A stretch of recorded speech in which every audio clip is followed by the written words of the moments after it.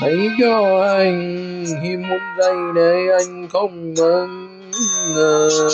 hãy cho anh đớn đau để bánh mía muôn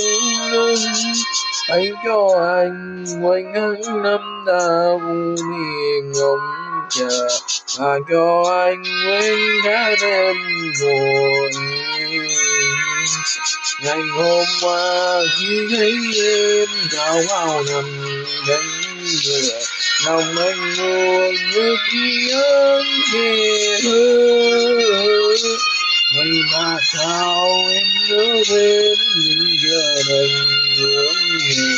gặp lại em sao đánh gây gớm ngày đã nhanh